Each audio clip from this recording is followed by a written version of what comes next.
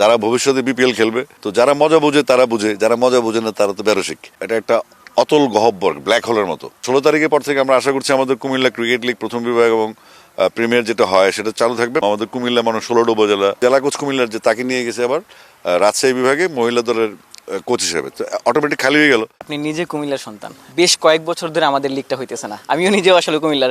একদম স্ট্রেইট কথাটা কি যে নিজের জেলার জন্য আপনি কি করছেন? এটা তো অনেক দুঃখের ইস্যু যে আমাদের প্রায় 6 বছর অফিসিয়ালি লিগ হয় না, আর লিগ হলে এটা ফাইনাল হয় না, কখনো টস হয়ে যায়। তো আমাদের খেলোয়াড়রা সারা বছর প্র্যাকটিস করে, অনেকগুলো একাডেমি সেখানে আছে, তারা প্র্যাকটিস করে, তাদেরকে মাঠেও ঢুকতে দেওয়া হতো না। এই পরিস্থিতি এখন চেঞ্জ হয়েছে। আমরা কোনোভাবে এবার ম্যাটেই লিগটা শুরু করেছি। 16 তারিখ একটা লাস্ট ফুটবল খেলা হবে সেখানে, এটা আমরা এনএসসিকে ইনফর্ম করেছি যেন তারপরে মাঠ বরাদ্দ দেয় না হয়। তো 16 তারিখের পর থেকে আমরা আশা করছি আমাদের কুমিল্লা ক্রিকেট লিগ প্রথম বিভাগ এবং প্রিমিয়ার যেটা হয় সেটা চালু থাকবে। পাশাপাশি আন্ডার 18 টুর্নামেন্টের জন্য ভ্যানু হিসেবে কুমিল্লা নাম গেছে। তো যেহেতু ভ্যানু হিসেবে কুমিল্লা থাকবে, ডেফিনেটলি উইকেট তৈরি হবে। তো আমরা মনে করছি যে ইয়ার ক্যালেন্ডারটার জন্য এটা আমাদের ফাইট ছিল, সেই ইয়ার ক্যালেন্ডারটা বাই ডিসেম্বর তৈরি হয়ে যাবে। তো ডিসেম্বর নাগাদ ইয়ার ক্যালেন্ডার হয়ে গেলে তারপর আগামী বছর থেকে এই সমস্যাটা থাকবে বলে মনে করি না। আশা করি আরেকটা ব্যাপার, ধরেন আমরা যেহেতু আসলে এবার কুমিল্লা থেকে বিপিএল এ অংশগ্রহণ করা যায়নি, এ ব্যাপারটা আপনার জন্য একটু কষ্টদায়ক কিনা আসলে? যেহেতু নোয়াখালী টিম আসছে, কিংবা কুমিল্লা থেকে বিপিএল এ কোনো দল অংশগ্রহণ করেনি। না না, বিপিএল নিয়ে আসলে কখনোই আমার কোনো আগ্রহ ছিল না। মাঝখানে বরিশাল বুলসের মালিক পক্ষের সাথে বরিশালে যেহেতু আমার সম্পর্ক ভালো, তো বরিশাল বুলসে আমি সম্পর্কিত ছিলাম। আমার আসলে টেস্ট আর ওয়ানডে বাইরে টি20 খুব একটা টানে না। আর বিপিএল নিয়ে আমি আগেই বলছি, বিপিএল এর কোনো কমিটিতে আমাকে রাখেন না, কারণ আমার আসলে বাচ্চাদের নিয়ে কাজ করতে হয়।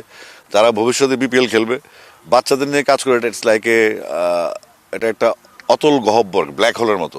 এত কাজ আমি ঘুরছি, তা আমার মনে হচ্ছে কাজ প্রতিদিনই বাড়ে। এই যে আবার আসলাম, আবার কাজ বাড়লো, কারণ আমাদেরকে টুর্নামেন্টে আসতে হবে। আজকে একটা জেলার ক্রিকেটাররা যদি 15 থেকে 20টা ম্যাচ না খেলতে পারে, তাহলে বাংলাদেশ কখনো সেটা সুফল পাবে না। আর আপনাকে একটু আগে যেটা বললাম, আমাদের কুমিল্লা মানে 16টা উপজেলা, এই লালমনিরহাট 9টা উপজেলা, কক্সবাজার 9টা উপজেলা, একটা জেলা কোচ বা একটা বিভাগীয় কোচের পক্ষে সম্ভব না। তো আমাদের আবার দেখা যাচ্ছে জেলা কোচ কুমিল্লার যে তাকে নিয়ে গেছে আবার রাজশাহী বিভাগে মহিলা দলের কোচ হিসেবে। তো অটোমেটিক খালি হয়ে গেল।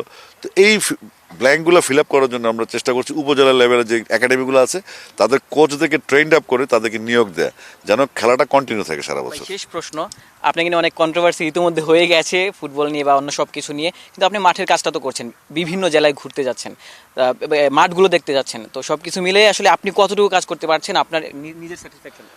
না, কন্ট্রোভার্সি তো আমি নিজেও চাই, কারণ আমরা যেহেতু রোবোটিক কাজ করতেছি এখানে একটু মজাটা দরকার আছে একটু।